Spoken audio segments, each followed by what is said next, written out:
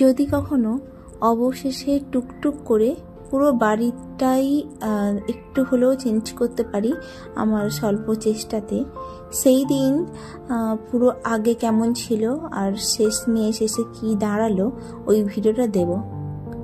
আমি স্টার্ট করেছিলাম আমাদের লিভিং রুম থেকে।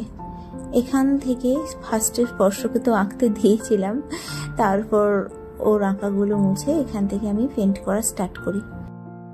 এরপর আস্তে আস্তে ভেতরের দিকে এন্ট্রি নিচ্ছি। বাদ বাকি অংশটা যেগুলো আমি করেছি সেগুলো বাদে আমার ছেলের এখন ড্রয়িং একদম ভর্তি আছে, তো ওইগুলো মেটাতেই বেশি টাইম লাগে, কষ্টও লাগে। তো যখন মনে হয় তখনই করতে থাকি। যেরকম যেহেতু আজকে ছুটির দিন, গতকাল রাতে বাবা ছেলে বসে অনেকক্ষণ ওখানে টাইম স্পেন্ড করছিল, গান করছিল ওরা। তো আমি ভাবলাম চলো আমি কিছু একটা করতে থাকি। কালকে রাতেই করলাম, তবে পুরোটা এখনও কমপ্লিট হয়ে ওঠেনি। হঠাৎই মনে হলো আর হঠাৎই স্টার্ট করে দিলাম। অ্যাজ ইউজুয়াল ফার্স্টে কলিন আর টুথপেস্ট দিয়ে ভালো করে ঘষে স্পর্শ আঁকাগুলো তুলেছি।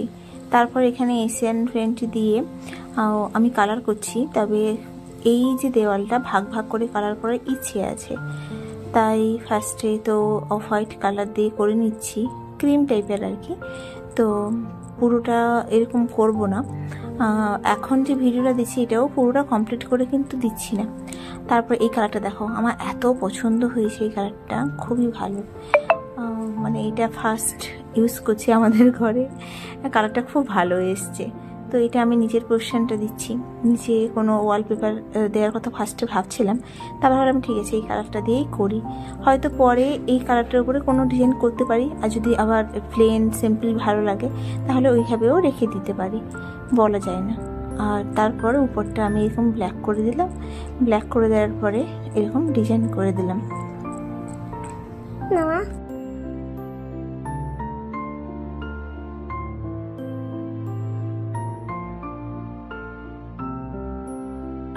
ব্যাস এইটুকুনি, গতকাল রাত্রে এইটুকুনি হয়েছে, এর থেকে বেশি কিছু হয়নি।